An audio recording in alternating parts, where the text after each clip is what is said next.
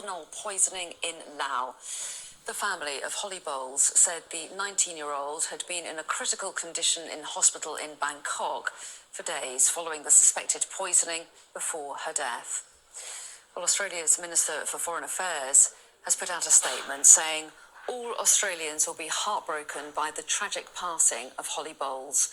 I offer my deepest sympathies to her families and friends. After being apparently poisoned by a drink laced with methanol while holidaying in Laos, 28-year-old Simone White from Orpington in Kent is the fifth tourist to have tragically died after falling ill last week. Been synonymous with performance and style.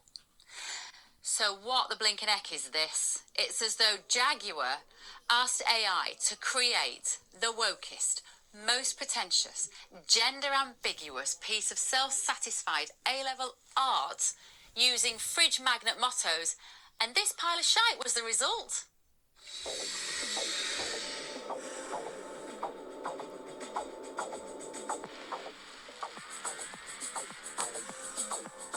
Live vivid. Well, not if it makes you that miserable, thanks. I'd rather not. They look... Of Dnipro last night, the missiles rained down. Multiple streams that kept on coming. But these weren't ordinary missiles, and the attack has taken the conflict to a whole new level. In a televised address, Vladimir Putin confirmed Russia had fired a new hypersonic medium-range ballistic missile, a response to what he called escalation from the West.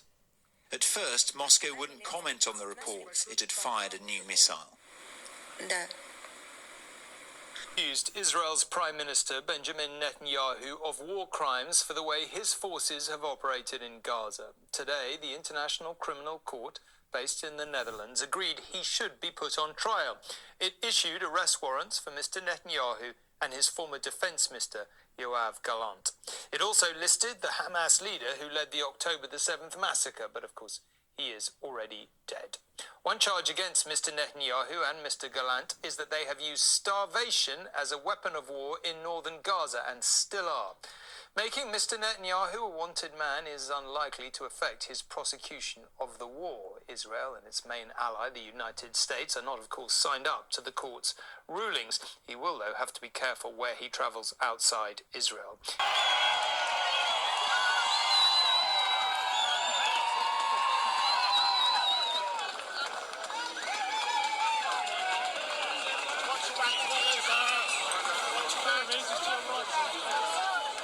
It's difficult to be angry on somebody else's behalf. That's like being... Yes, no, I'm not angry on someone else's behalf. Right. So it's not about you. It's not about your farm and the fact that you bought a farm to avoid inheritance tax. Classic BBC then. Classic. Oh, yeah. It's not the fact that I bought a farm to avoid inheritance tax. The fact. You told the Sunday Times in 2021 that's why you bought it. Sorry? BBC. Okay, let's start from the beginning. Sure. I wanted a shoot. Okay? That's even worse to the BBC. I wanted a shoot, which comes with the benefit of not having to pay inheritance tax. Now I do. But people like me will simply put it in a trust. And so long as I live for 7 years, that's fine. And as my daughter said, you will live for 7 years. You might be in a deep freeze at the end of it, but you will live for 7 years. But it's incredibly time-consuming to have to do that. And why should all these people have to do that? Why should they? So, civil rights leader Malcolm X are suing US law enforcement agencies for complicity in his assassination 6 decades ago. They claim the CIA, the FBI and the New York Police Department were aware of a plot to assassinate him but did nothing to stop it. The family is seeking $100 million in damages. 3 men were convicted over his death, but 2 were exonerated more than 50 years later when the case was re-examined. Raymond Hamlin is a lawyer acting for the family. So you ask yourself this last question. Why would the government prosecute 2 individuals knowing those individuals had no involvement in the assassination? What was it that our government, that this city was trying to protect? Burkhardt, the Shudder Chancellor of the Duchy of Lancaster. Thank you very much, Mr. Speaker. very happy to associate myself and this side of the House with the remarks the Right Honourable Lady made about Ukraine. Democracies must stand together. What is the government doing to bring down inflation? Well, Mr. Speaker, I think it's astonishing that, and first of all, can I welcome the Right Honourable Member to his place? And many people might not know, Mr. Speaker, but the Honourable Member was the Minister for Growth when, under Liz Truss, inflation was 11.1% and growth flatlines, so we're doing much better than he did. Well, the truth is that I'd like to thank the Honourable Lady for her standard charm. The truth is, this government isn't doing anything to bring down inflation.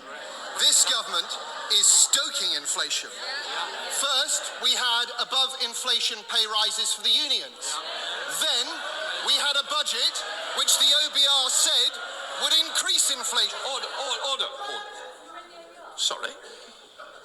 Right, I'm going to hear the question. I suggest we all hear it together, then our contestants can understand the answer as well as the question. Alice Burke. Very kind, Mr. Speaker. First, we had above-inflation pay rises for the unions. Yep.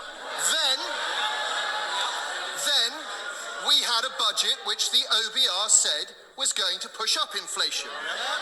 This morning, we had city economists, real economists, Mr. Speaker,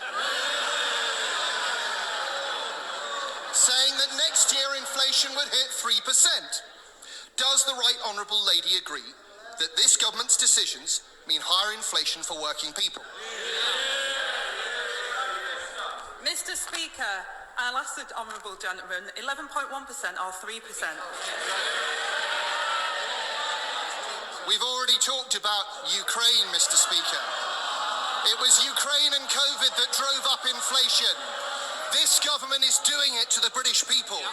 High tax, high inflation, low growth, low reform. There's a word for that, Mr. Speaker. It's Starmerism. Yesterday, like many honourable members on this side of the House, I spoke to farmers from across the United Kingdom. Some of them families who farmed their land for centuries, elderly men in tears, children worried about their parents, all of them worried that their way of life is about to be destroyed. What would the Right Honourable Lady like to say to them? Well, first of all, Mr. Speaker, we are absolutely committed to our British farmers, and that's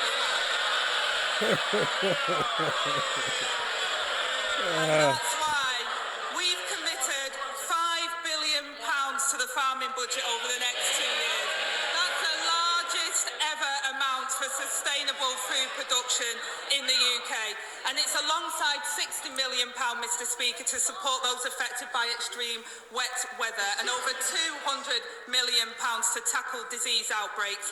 His party couldn't even get the money out the door for farmers, failing to spend over £300 million on farming budgets. The farmers know they ruined it for them, and that's why we're in government and they're not. Well, perhaps the Right Honourable Lady thinks that everyone came to London yesterday to thank the government. Let's look at the facts. A typical mid-sized 360-acre family farm in the constituency of my Right Honourable friend for Thirsk and Moulton. They've spoken to their accountant. Their new liability because of this government is £500,000. That's 12 years' worth of profit. When this generation passes away, that farm will become totally unviable, and it's just one of thousands and thousands of similar farms. It's clear the government hasn't got its facts right. The Central Association for Agricultural Valuers, the real experts in this field, say so. The NFU says so. They're shortly to publish a report showing that 75% of all commercial farms will fall above the threshold. If the government isn't going to reverse this terrible policy, will the Right Honourable Lady at least commit that there will be no further increases to inheritance tax and no further reductions to agricultural property relief or business property relief in this Parliament?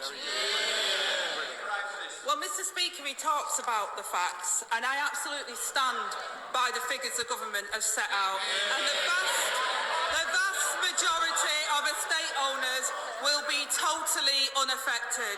He wants to talk about the figures, Mr. Speaker. I will be crystal clear. The vast majority of estate owners will see no change and pay no tax on land passed on valued at £1 million. Couples can pass on £3 million, Mr. Speaker, tax-free, and those above the thresholds will pay only half the normal rate and can pay over 10 years interest-free. This is just another part of the budget that's unravelling, Mr. Speaker. Everyone here and all the farmers at home will have heard there was no guarantee there. We know what that means. They're coming back for more. And even if the Honourable Lady had made a promise today, it wouldn't have been worth a fig. We know that the Environment Secretary before the election promised the farmers this wouldn't happen. Labour promises get broken. Let's put all of this into context. The Treasury says the family farms tax will raise on average £441 million a year. The Treasury also says that the public sector pay rises the government announced in July will cost £9.4 billion a year. That's over 21 times as much. Why does the government think that above inflation pay rises for the trade unions are worth so... Order! Now then, I don't need any more from the second bench. Can I just say, please, less of it. We've had a bit of a run-in recently and I don't need to have any more. Right. Deputy Prime Minister. Thank you, Mr. Speaker. I think it's an audacity for the honourable gentleman to stand there and suggest in some way that Labour broke promises or raised taxes. When I'll school the honourable gentleman, it was his government that raised taxes to the highest level for a generation. It was his government. Sorry? We'll have less as well, unless you want to go and have a cup of tea. Have we heard any more? Is that it now? Yes or no? Absolutely, you're the one that was mouthing. Well, I'm sorry, you must be able to do it like a ventriloquist dummy. Prime Minister.